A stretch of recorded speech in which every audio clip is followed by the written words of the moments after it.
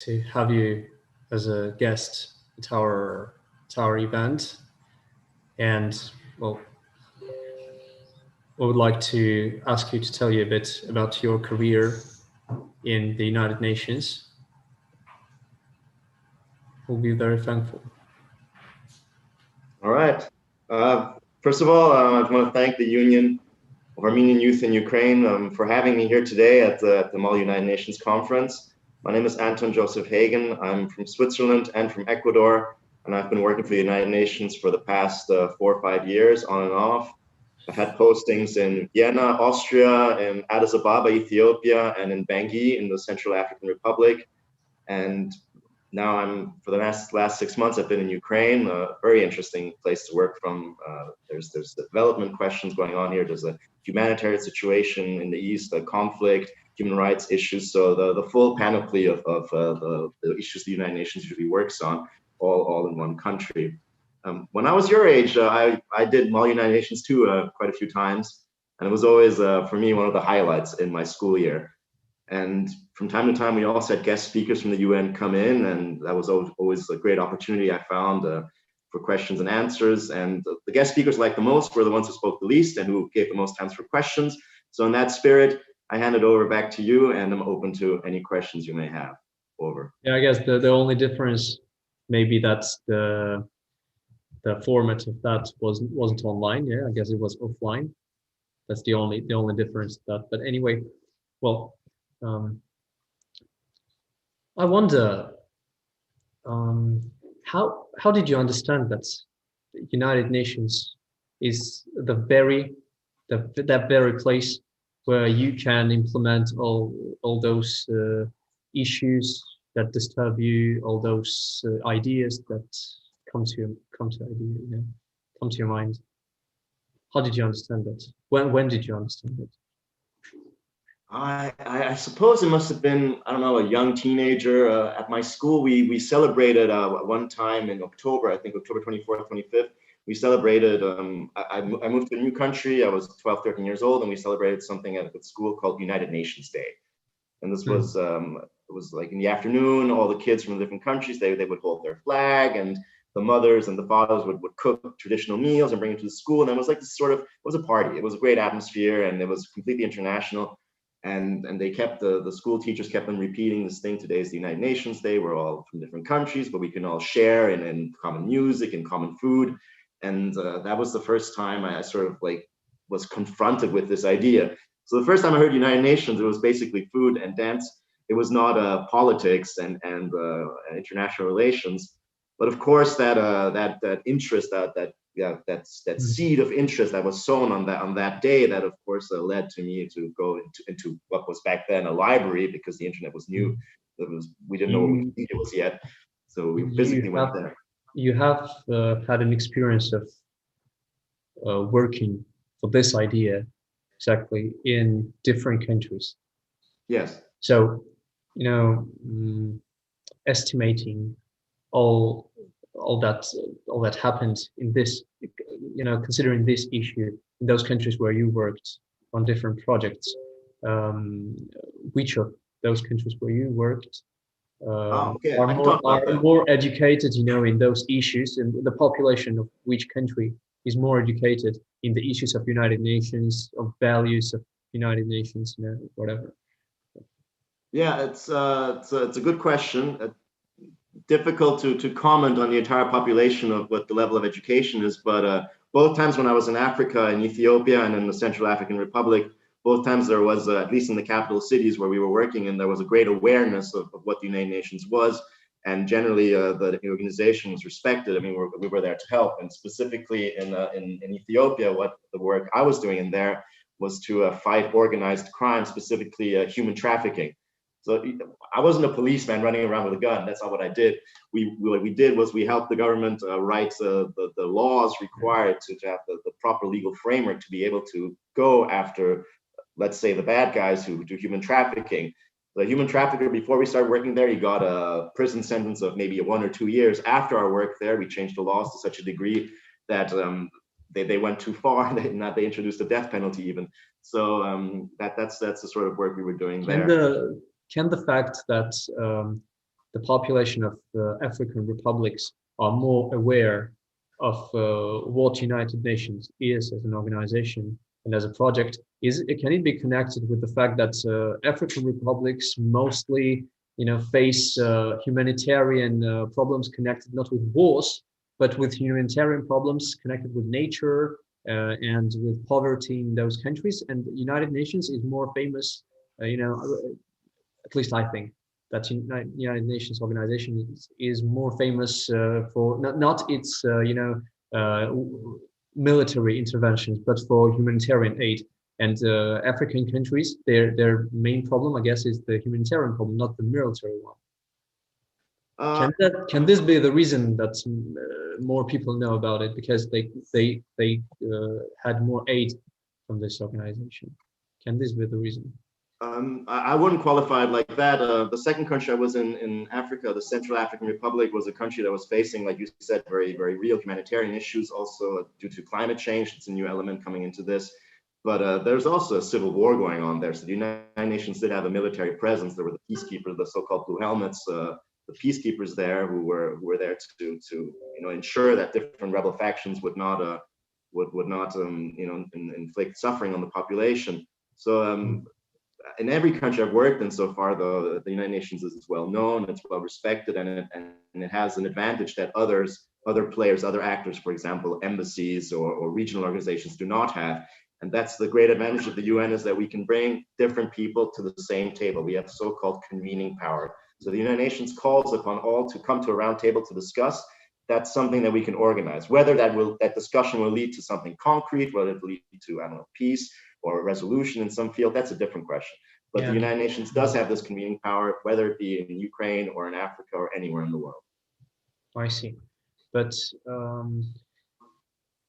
speaking of the projects in your life connected with the United Nations, what exactly it was? Like, what projects were they? The projects I worked on the first time around in Ethiopia and in Vienna, and from headquarters in Vienna, was for the Office on Drugs and Crime. So we focused on combating drugs and crime. And on the one hand, the projects I worked for were on the drugs side. That meant, as you know, drugs like cocaine, like coca leaf and poppy plant. These things come from nature. So there's somewhere in the world, there's a farmer who's growing these plants, and then afterwards they get made to drugs. So the idea behind our intervention, the idea behind our project, was to help these farmers, which always work in incredibly rural areas.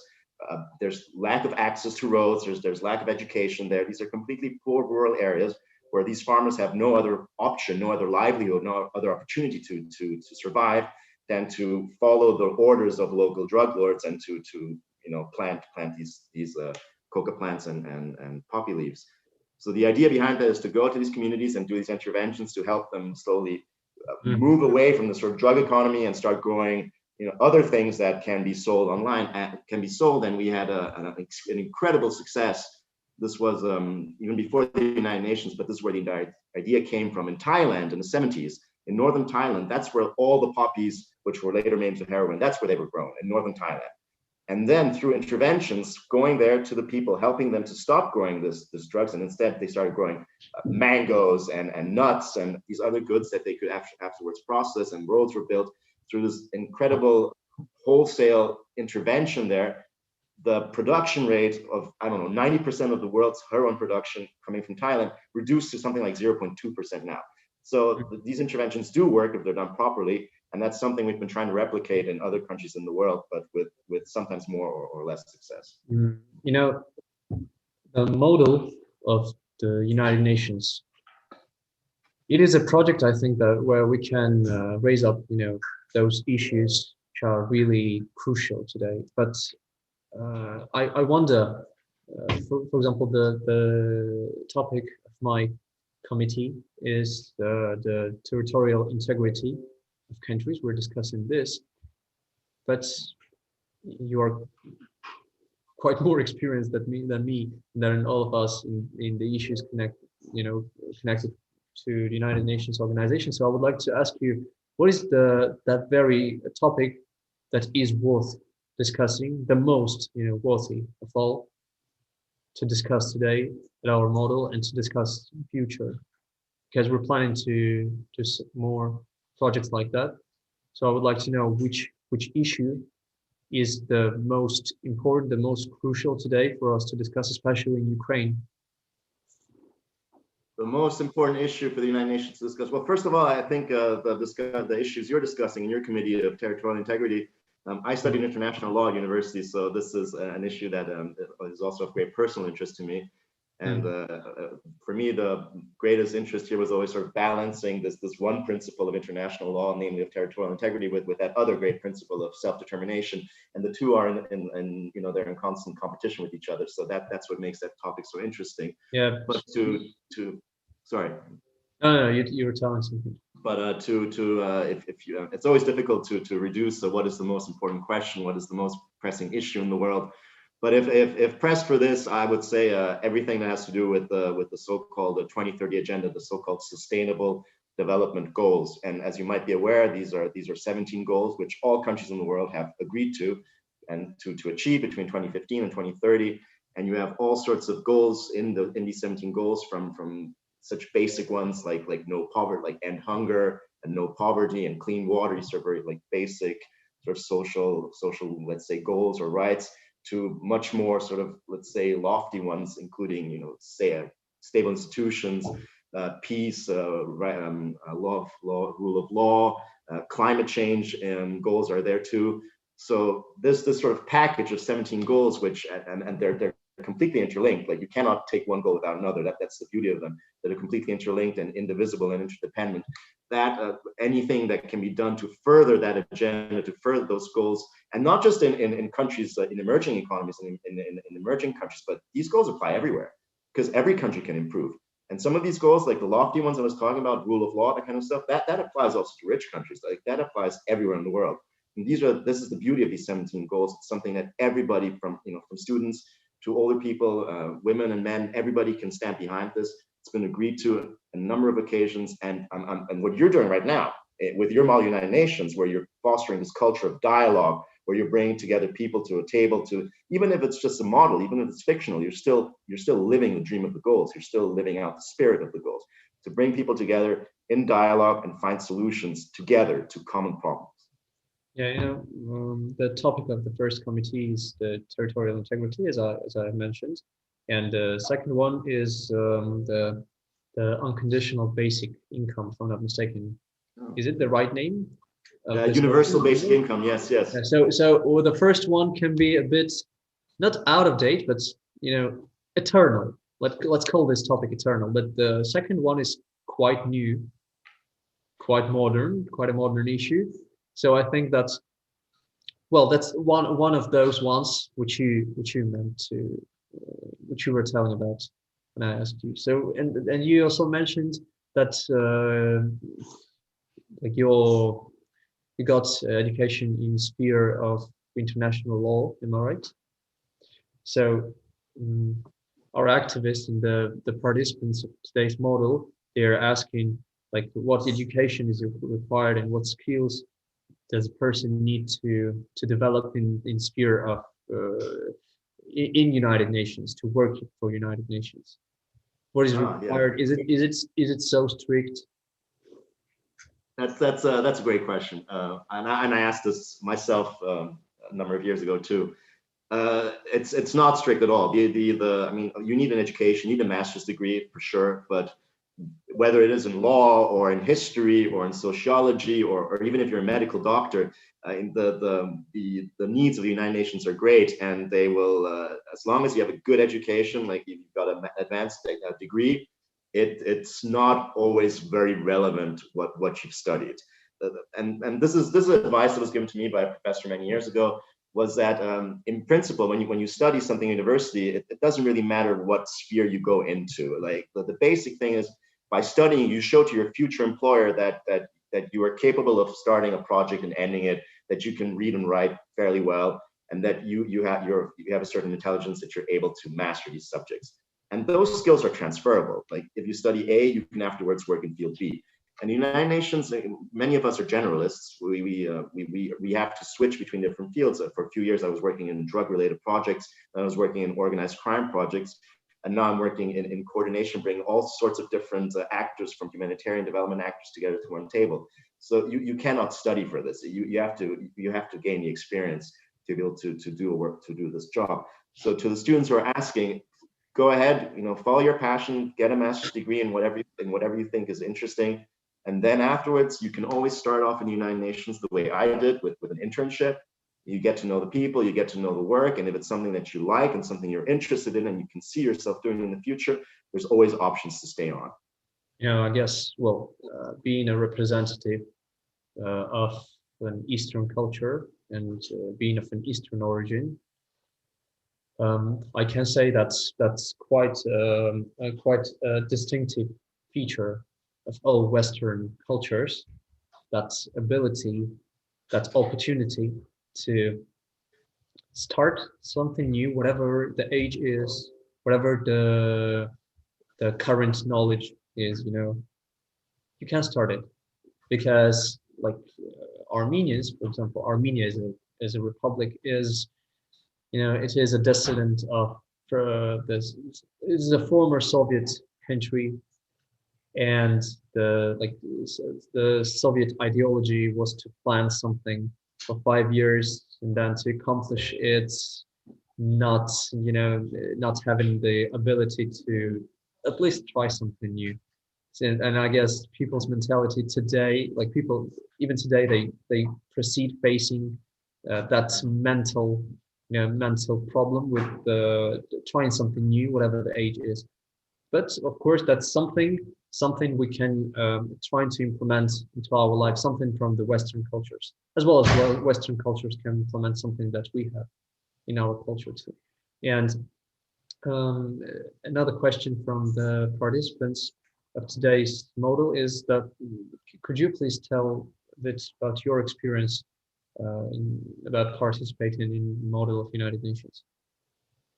About my experience in Model United Nations, yeah, of course. I was 14 or 15 years old the first time I participated, and this was like you alluded to at the beginning of our discussion. This was in person, so physically in the same room, not online.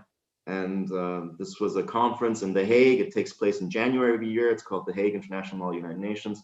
And there's when I was there, it was about 4,000 students from around the world. So as a first conference, many other people maybe start off in a smaller conference and they get to know how it works, and then they go to a big one. I did not have that opportunity. This was the only opportunity we had to go to this big one, and it was like being thrown into the deep end of the pool, and you have to learn how to swim. But it was great fun to work to attend 2 times in a row as a delegate and discussing some of the same questions you're discussing today, like territorial integrity. And after 2 years, I enjoyed it a lot, but I thought I wanted to try something new. And then I had the opportunity to chair a committee for the following 2 years while I was finishing high school. And seeing the entire dynamics of if you're a delegate, you have to debate all the minutiae, all the details of resolution.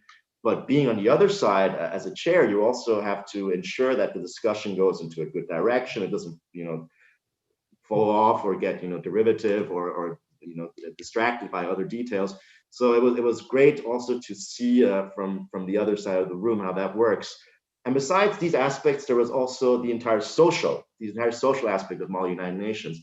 I built some over the years that I attended at the university afterwards. You stay in touch with some of these people, and I think it's only a handful that I'm still in touch with, but that's still something, with people who have obviously a common understanding and a similar way of thinking, because otherwise they wouldn't be in the same room as you are. They wouldn't be in the United Nations. So that's something, also the social aspect that can stay with you even after you finish these conferences. It wasn't only the question that one of the participants, one of the delegates wanted to ask you, but it was my question, because it happens so that it's my first model in my life, and today I'm the head of the committee. Of course, I'm a bit nervous about it. It's a bit stressful, but anyway, I'm quite enthusiastic about this issue. I understand that this platform is not that platform where you will be criticized for those mistakes that you do, because I'm sorry, it's not your fault, you know. It's just a place for improving, for gaining more experience. And now, just a minute. Yes, another question is, what can you wish for a new generation of participants of the model of United Nations? What can you wish to them? How can they improve? In what spheres should they?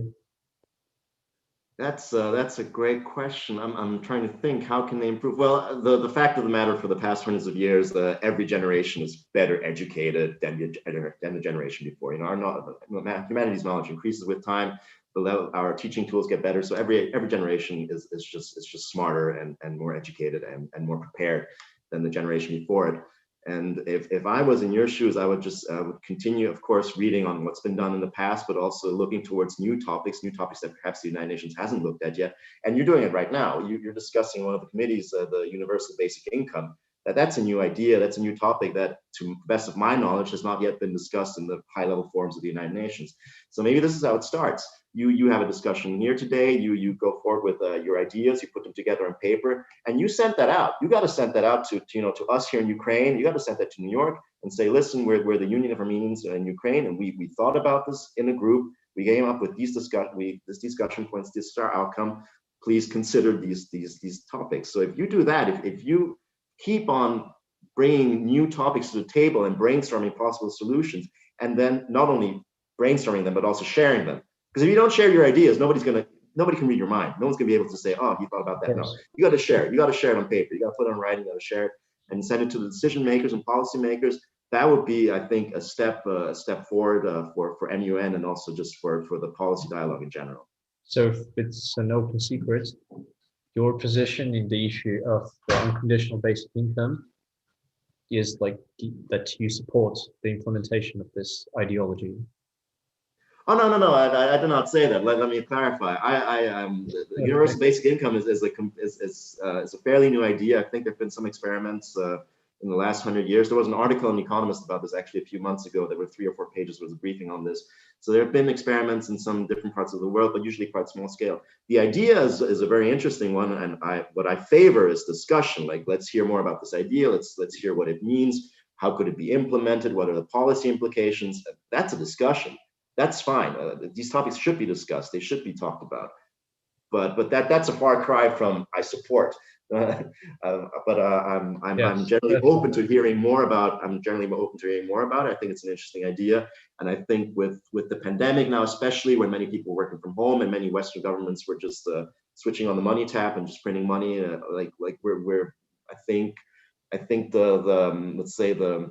think society's much more ready now after the pandemic to have this sort of discussion of how do we manage our social safety net, and is universal basic income something that could work in this situation or could not. And I think maybe 5 or 10 years ago, these ideas existed as well. I remember in my country, in Switzerland, there was a general referendum where I think 4 or 5 years ago, the population was asked, do you want to introduce a universal basic income? And the people said no, of course, because the idea was very new, it was very radical. But after some time, if this gets discussed, I'm sure that there might be more people that could become in favor of it in the future. There's a huge Armenian diaspora worldwide.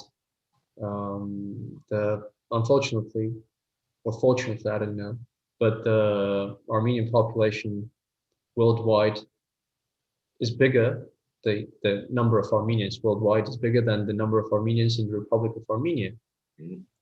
And well, it's my personal opinion, people in Armenia are quite isolated in a lot of issues, which, in which they can gain more education, but there is no opportunity, and that information just isn't transferred correctly to people. But I would like to hear your opinion.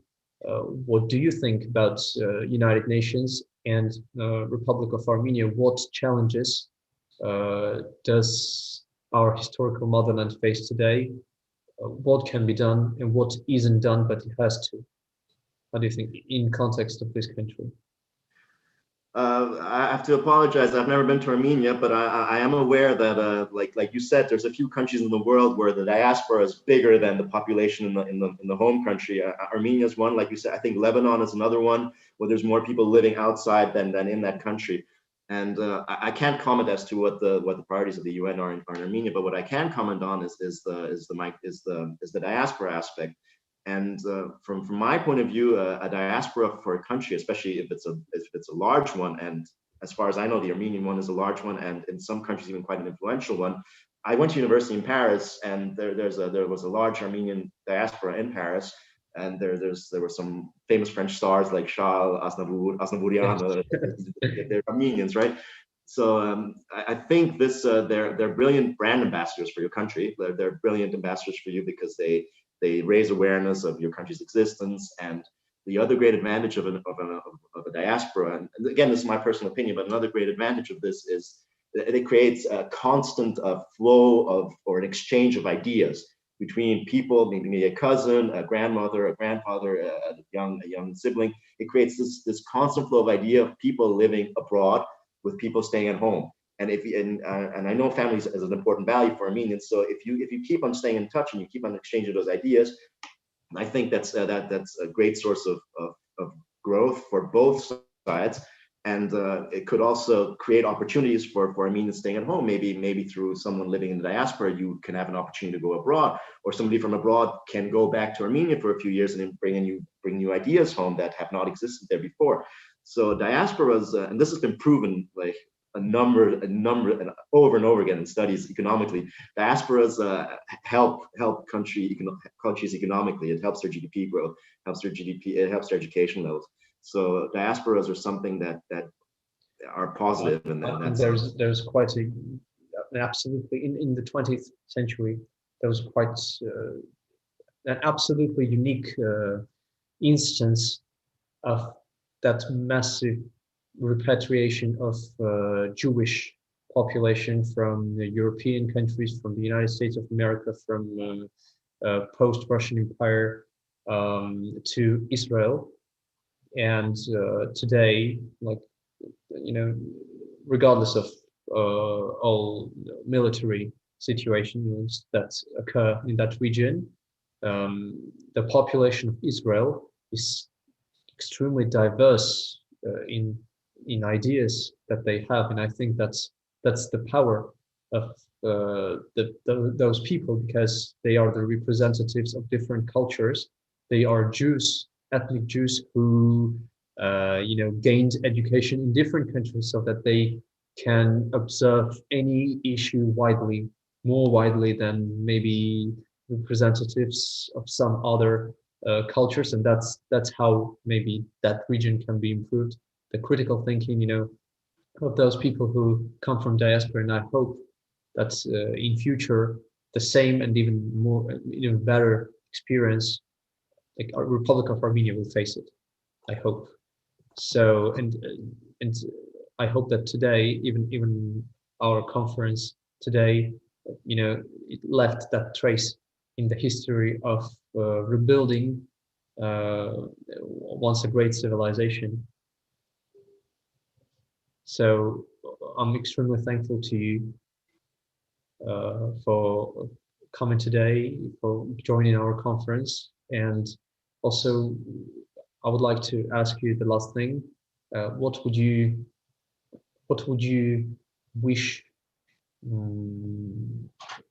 Ukraine, because we live in Ukraine, we're Armenians, but we live in Ukraine. So what would you wish Ukraine as a country, Ukraine as a community, in terms of progressing and evaluating the issues of awareness of what is being done in the United Nations, and what has to be done to improve everything, to improve our life, make it better? That's a great question again. Ukraine is it's got a long history, a proud history, but it's a relatively young country. I think this year is going to be the 30th independence anniversary. So this is a good time to look back and see what's been achieved, but also what can we do moving forward. And the United Nations here in Ukraine, helps in several different ways, Ukraine and that agenda, because you always have to keep in mind the UN isn't here because it decided to come here. The UN is here because it got invited. The Ukrainian government, the Ukrainian people invited the United Nations to come here and to help. That's something we always have to keep in mind. And here in Ukraine, like I said at the beginning, there's a lot of challenges going on here. And usually these challenges don't exist in the same country, but Ukraine is a special case where you have development challenges, you have issues with human rights, but you also have this humanitarian situation in eastern Ukraine, and you have you have these ongoing conflicts with neighboring countries. So there's a lot of different issues that are coming together in Ukraine. And at the same time, I also see walking on the streets, there's this, in Kiev, there's this vibrancy, there's the political posters, which always remind us of recent local elections or upcoming local elections. So and there's also a great Ukrainian, maybe not as big as the Armenian one, but there is a Ukrainian diaspora abroad. I believe there's 2 or 3 million Ukrainians working in Poland alone, which is also a source of new ideas coming into this country. As people hear more about how things work in Western Europe and in stable democracies, they're less inclined to accept the old way of things, and they also want change here, and it's completely legitimate. And we're here to support in that process. We're here to help, and we're here to also talk to youth and talk to students. And I'm so glad that you reached out to us and expressed your interest in having us speaking to you today. And I do wish you all the best in your debates today and your deliberations. And thanks also for having me. Yes, thanks a lot. Unfortunately, the time of our conference is a bit limited. It's driving to a close. And again, I would like to say that it's a great honor to have you as a speaker, as a guest at our event, at our meeting today. We hope this meeting was productive both for you and for us. And we wish you in this situation, pandemic situation, we wish you good health, strong health, success to all that you do. And we wish all your dreams, if they are worthy, to come true. So thanks a lot. Goodbye. Thank you. Bye. Goodbye.